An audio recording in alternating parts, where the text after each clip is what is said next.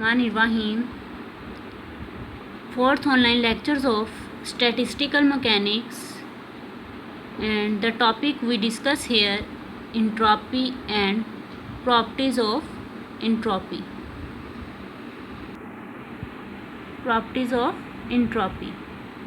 आज हम डिस्कस करेंगे कि इंट्रॉपी क्या है एंड उसकी प्रॉपर्टीज़ क्या हैं। इससे पहले हम पढ़ चुके हैं अर्लियर क्लासेस में कि इंट्रॉपी किसे कहते हैं, और सेकंड लॉ ऑफ थर्मोडायनेमिक्स के पॉइंट ऑफ व्यू से भी हमने डिस्कस किया था कि इंट्रॉपी किसे कहते हैं। आज जो है हम इंट्रॉपी को स्टैटिस्टिकल पॉइंट ऑफ व्यू से देखेंगे, बट स्टैटिस्टिकल से पहले हम इसको थोड़ा सा थर्मोडायनेमिक्स पॉइंट ऑफ व्यू से देखेंगे कि इंट्रॉपी किसे कहते हैं और इसकी प्रॉपर्टीज़ कितनी हैं, क्या प्रॉपर्टीज़ हैं इंट्रॉपी की। तो सबसे पहले हम इसकी जनरल डेफिनेशन करते हैं कि इंट्रॉपी किसे कहते हैं। The measure of disorderness in a system is called entropy. कि जब भी किसी सिस्टम में कोई डिसऑर्डरनेस होगी तो उसको हम क्या कहते हैं, इंट्रॉपी कहते हैं। ठीक है, कि कोई सा भी आपके पास सिस्टम्स हो सकता है, उसमें जो भी डिसऑर्डरनेस होगी उसको आप मेजर करेंगे तो वो हमारे पास क्या आ जाएगी, इंट्रॉपी। तो ये एक जनरल सी डेफिनेशन है। जनरली पॉइंट ऑफ व्यू से डिसऑर्डरनेस हम किसे कहते हैं, बेतरतीबी को। कि किसी भी चीज़ में अगर बेतरतीबी है, डिसऑर्डरनेस है, तो वो सिस्टम जो है उसमें बेतरतीबी है, उसको हम मेजर करें कि उसमें कितनी डिसऑर्डरनेस है, तो वो हम इंट्रॉपी उसे कहते हैं।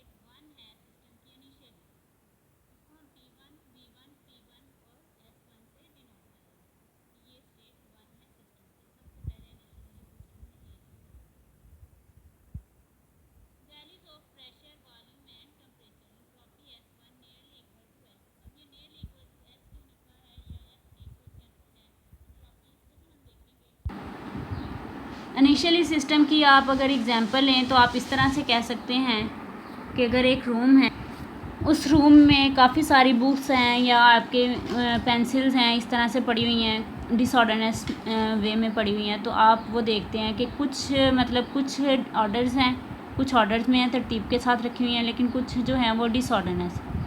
थोड़ी देर बाद अगर कोई वहाँ पे और स्टूडेंट्स आ जाता है, वो कोई और उसे बुक्स चाहिए, वो ढूंढ रहा है, तो थोड़ी सी डिसऑर्डरनेस क्या है, इंक्रीज़ हो जाएगी, यानी कि वो उसकी स्टेट 2 हो जाएगी। इसी तरह से फिर स्टेट 3। तो यहाँ पे हम स्टेट 2 को जो प्रेशर, वॉल्यूम और टेम्परेचर है गैस का इस सिलेंडर में, उसको हम नियरली इक्वल टू लिखते हैं P2 V2 एंड T2, और जो S2 है वो इक्वल टू S है। एंड स्टेट 3 को हम P3 V3 एंड T3, ये अंडरस्टैंड कर रहे हैं कि ये स्टेट्स हैं, एक ही सिस्टम के अंदर ले रहे हैं, बट ओवरऑल अगर हम देखें तो वो initial first state, second state के बाद वो फाइनल स्टेट में ही वो सिस्टम आएगा, वही उसका ओवरव्यू होगा। ठीक है, तो अगर हम इन सब को कंबाइन करके ओवरव्यू लें तो उसको हम जो P3 V3 T3 आएगा, वो भी हम क्या लेंगे कि ये प्रेशर, वॉल्यूम, टेम्परेचर सिस्टम का होगा, और इसकी कोई ना कोई एंट्रोपी जो है वो S होगी। अब यहाँ पे इसको थोड़ा सा अंडरस्टैंड करते हैं स्टेट्स को। Therefore the entropy of the system S3, यानी कि जो लास्ट स्टेज होगी, फाइनल स्टेज होगी, वही उस सिस्टम की होल जो है वो एंट्रोपी होगी। ठीक है, ये बात तो आपको अंडरस्टैंड होगी कि जो लास्ट में डिसऑर्डरनेस, सबसे ज़्यादा डिसऑर्डरनेस क्रिएट हुई है, वही उस सिस्टम की जो है वो एंट्रोपी होगी। इनिशियल पे कम थी, जो सेकंड स्टेट थी उसमें भी कम है, बट जो थर्ड स्टेट थी उस पर डिसऑर्डरनेस जो है वो ज़्यादा इंक्रीज़ हो गई है, तो इसलिए जो एंट्रोपी ऑफ द सिस्टम होगी वो S3 होगी। No the exact differential says that either we go from state 1 to state 3 directly. अब वो सिस्टम क्या कहता है कि एग्जैक्ट डिफरेंशियल हमें ये कह रहा है कि अगर हम स्टेट 1 से स्टेट 3 में डायरेक्टली भी मूव कर सकते हैं, ज़रूरी नहीं है कि हम स्टेट 1 से स्टेट 2 में हैं। ठीक है ना, अगर डिसऑर्डरनेस इंक्रीज़ करनी है, पहले कम है, तो आप उसको ज़्यादा सारा बुक्स को जो है वो अपने रूम में इस तरह से रख दें डिसऑर्डर मेथड से, तो वो एकदम आप फर्स्ट स्टेट से थर्ड स्टेट में भी जा सकते हैं, फाइनल स्टेट में भी।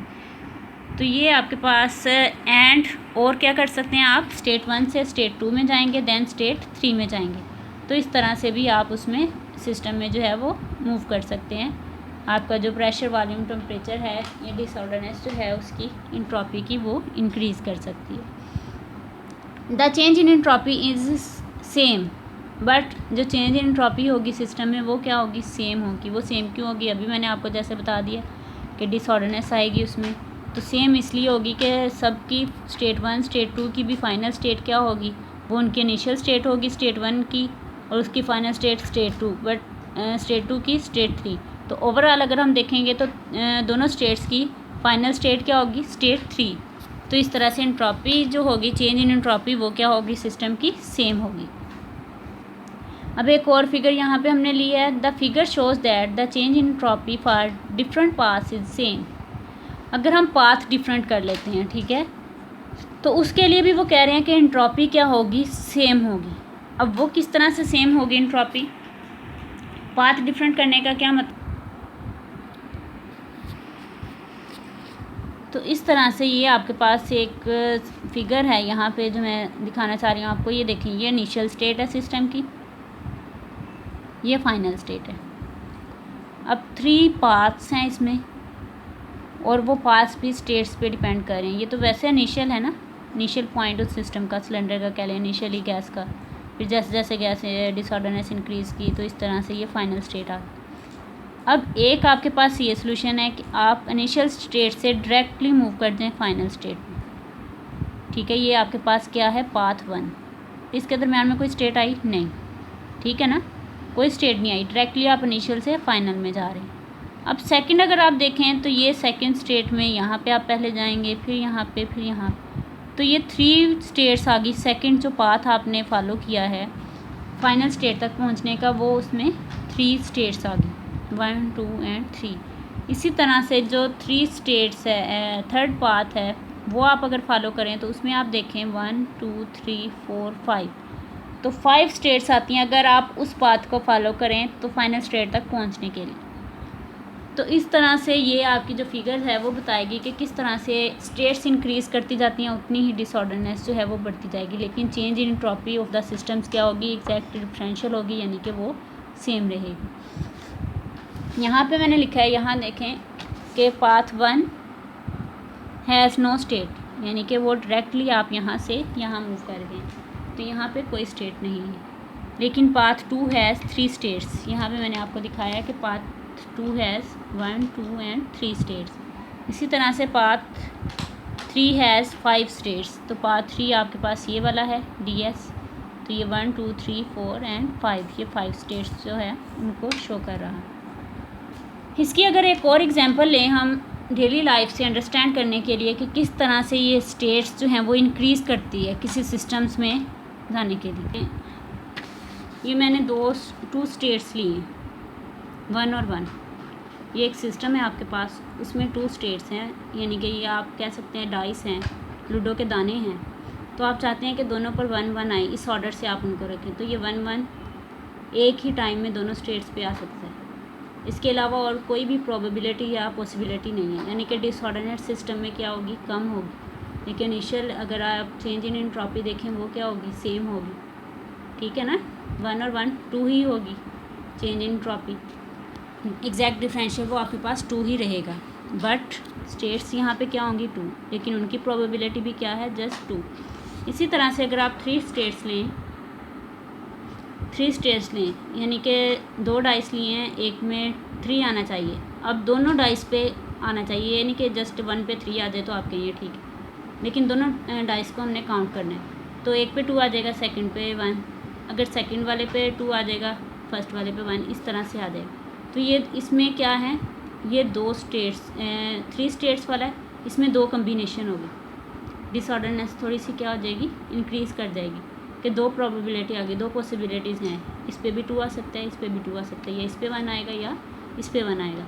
तो यहाँ पे देखें सिस्टम में डिसऑर्डरनेस कम होगी क्योंकि 2 स्टेट्स हैं और सेम ऑर्डर एक ही बार आएगा, लेकिन यहाँ पे डिसऑर्डरनेस थोड़ी सी इंक्रीज़ कर जाएगी, दोनों 2 कम्बिनेशंस हो जाएंगे। इसी तरह से अगर 4 स्टेट्स के लिए आप देखें कि 4 स्टेट्स होने चाहिए, 4 आना चाहिए, तो यहाँ पे आपके पास 3 डाइस हैं, ठीक है, 1, 2 और 2, 4 बन गया, इस पे 2 आएगा, इस पे 1, इस पे 1, फिर इसमें 2 आ सकता है, इसमें 1, इसमें 1, फिर इसमें 1, इसमें 2, इसमें 1, तो इस तरह से ये 3 कम्बिनेशन हो गए। डिसऑर्डरनेस क्या है, और बढ़ जाएगी, स्टेट्स इंक्रीज़ की, डिसऑर्डरनेस और बढ़ गई, लेकिन चेंज इन एंट्रोपी क्या होगी, वो इस सिस्टम की अगर हम देखेंगे फाइनल में तो वो सेम रहेगी। ये तो जस्ट डेली लाइफ से एग्जांपल है थोड़ी सी आपको स्टेट्स का बताने के लिए, पाथ का, कि अगर आप 1 पाथ फॉलो करते हैं, 2 पाथ फॉलो करते हैं, तो किस तरह से आप वहाँ तक जो है वो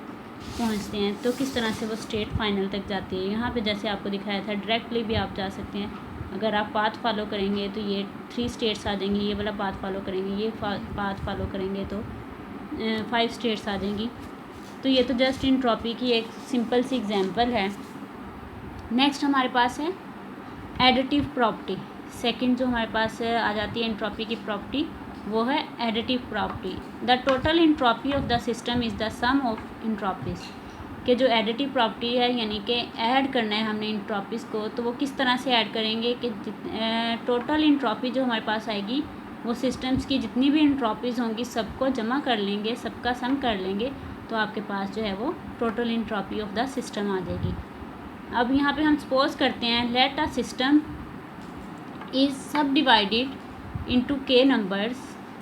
एक सिस्टम है आपके पास, उसको आपने डिवाइड किया है k नंबर्स में, then total entropy is given bye.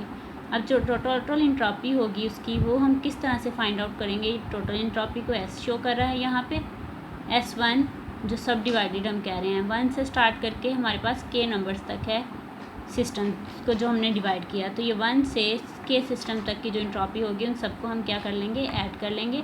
तो ये आपके पास एक फार्मूला आ जाएगा एंट्रोपी का, एडिटिव प्रॉपर्टी का, कि summation i is equal to 1 to k S of i जो है वो इसकी बेसिस को शो कर रहा है, i इज़ इक्वल टू 1 से k तक है। तो ये आपके पास एडिटिव प्रॉपर्टी आ जाएगी एंट्रोपी की फार्मूला, कि अगर आपको एंट्रोपीज़ गिवन हो उनको आपने किस तरह से ऐड करना है। नेक्स्ट हमारे पास है नेचुरल प्रोसेस। कि नेचुरल प्रोसेस में हम इंट्रॉपी को किस तरह से लेते हैं, कि किस तरह से नेचुरल जो आपके पास है प्रोसेस उसमें इंट्रॉपी जो है वो इंक्रीज़ करती है या डिक्रीज़ करती है। तो नेचुरल प्रोसेस में in all natural process change in entropy delta S और D S is always greater than और इक्वल टू ज़ीरो।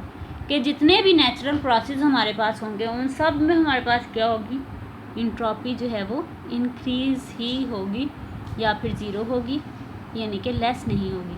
क्योंकि इंट्रॉपी हम कहते हैं ना डिसऑर्डरनेस को, तो अगर सिस्टम में डिसऑर्डरनेस हम करेंगे, कोई नेचुरल प्रोसेस है उसमें हम कोई डिसऑर्डरनेस करेंगे तो उसमें इंट्रॉपी जो है वो इंक्रीज़ ही करेगी, डिक्रीज़ नहीं करेगी, ठीक है, या फिर वो ज़ीरो तक आ सकती है लेकिन उससे लेस नहीं होगी। तो नेक्स्ट हमारे पास है एग्जांपल, इसकी एग्जांपल देखते हैं नेचुरल प्रोसेस की हम। Let we have a view over an exam to clear the concept of third property. इस प्रॉपर्टी का कॉन्सेप्ट क्लियर करने के लिए हम एक एग्ज़ाम करते हैं, एक जो है प्रॉपर्टी, इसको एक एग्जांपल के पॉइंट ऑफ व्यू से देखते हैं कि किस तरह से एंट्रोपी जो है वो नेचुरल प्रोसेस में इंक्रीज़ करती है। Let us suppose a tub of water at room temperature 300 Kelvin, put a block of ice having temperature 273, therefore we can write। अब एक हमने टब लिया है जिसमें हमारे पास वाटर है रूम टेम्परेचर पर 300 Kelvin पर। अब हमने एक ब्लॉक ऑफ आइस लिया है। अब आपको पता है आइस का टेम्परेचर पानी की निस्बत कम होता है, तो वो उसका टेम्परेचर क्या है, ब्लॉक ऑफ आइस का 273 Kelvin। उसको हमने उस टब के अंदर जो क्या है पुट कर दिया है, रख दिया है उस टब के अंदर। तो अब इसमें हम देखें कि डी एस ऑफ वाटर हमारे पास क्या आ जाएगी, -dq/300। अब यहाँ पे माइनस मैंने क्यों लिखा है, mean leave the heat from the system, यानी कि जब आइस इसमें पानी के अंदर जो है वो स्प्रेड होगी, पिघल जाएगी, तो उसका टेम्परेचर जो है सिस्टम का, जो टब ऑफ वाटर है, वाटर का टेम्परेचर क्या होगा, कम होगा, यानी कि वो हीट उसकी रिलीज़ होगी, ठीक है। तो वो क्या करेगा, mean leave the heat from the system, तो वो सिस्टम से हीट जो है वो लीव करेगा। तो इसी तरह से जो डी एफ ऑफ आइस है वो क्या होगी, +dq/273। अब उसकी हीट क्या होगी, डी एस है ना, उसको गर्म पानी में रख दिया तो उसकी हीट जो है वो उसमें ज़्यादा हो जाएगी, ठीक है, तो वो +dq/273 आएगा। अब change in entropy is given by, अब चेंज इन एंट्रोपी हमने देखना है डी एस क्या है, तो दोनों की हम ऐड चेंज जब हम चेंज इन एंट्रोपी की बात करते हैं तो हम माइनस करते हैं, ठीक है। तो dq/273 माइनस इंटू -dq/300, तो ये आपके पास माइनस माइनस प्लस हो जाएगा, ठीक है। तो dq/273 प्लस dq/300, तो ये आपके पास आ जाएगी change in entropy. Therefore change in entropy is positive quantity. यहाँ पे आप देखेंगे कि ये इंक्रीज़ कर रही है चेंज इन एंट्रोपी जो है वो सिस्टम की, तो इसलिए हम कहेंगे कि जो हमारे पास चेंज इन एंट्रोपी होती है वो एक पॉजिटिव क्वांटिटी होती है। It is concluded that only those process are allowed by nature for which delta S is greater than और इक्वल टू ज़ीरो। कहते हैं कि ये आपने याद रखना है कि इससे हमने ये नतीजा निकाला कि सिर्फ नेचर के वो प्रोसेस जो हमें अलाउ करेंगे, जिनकी डी एस डेल्टा एस यानी कि चेंज एंट्रोपी जो है वो ग्रेटर दैन ज़ीरो होगी या इक्वल टू, उसकी ही हम इसकी मेजर कर सकते हैं। चेंज इन एंट्रोपी को हम कह सकते हैं कि ये पॉजिटिव क्वांटिटी है। If D S is less than zero, यानी कि लेस दैन ज़ीरो है, इस मीन के रैंडमनेस जो होगी सिस्टम में वो इंक्रीज़ कर जाएगी। तो लेकिन जो एंट्रोपी चेंज एंट्रोपी होगी वो अगर कम है जस्ट, तो ये इसका क्या मतलब है, द अबव डिस्कशन, इसका ये मतलब है कि अगर कम होगी तो इसका मतलब रैंडमनेस इंक्रीज़ करेगी, चेंज एंट्रोपी कम होगी। वैसे नेचुरल प्रोसेस सिर्फ वही अलाउ हैं जिसमें डेल्टा इज ग्रेटर देन और इक्वल टू ज़ीरो होगी। The above discussion about the entropy was totally on thermodynamics concepts of entropy. तो ये जो हमने डिस्कशन की है एंट्रोपी की, ये बेस कर रही है थर्मोडायनामिक्स कॉन्सेप्ट्स ऑफ एंट्रोपी के। तो नेक्स्ट हम इसको स्टैटिस्टिकल मैकेनिक्स में किस तरह से लिखते हैं, उसको लिखने से पहले हमारे लिए ये अंडरस्टैंड करना ज़रूरी था कि थर्मोडायनामिक्स में हम एंट्रोपी को किस तरह से डिफ़ाइन करते हैं और किस तरह से लिखते हैं। ये हमारा आज का टॉपिक था, entropy and properties of entropy. Thank you and अल्लाह हाफिज़।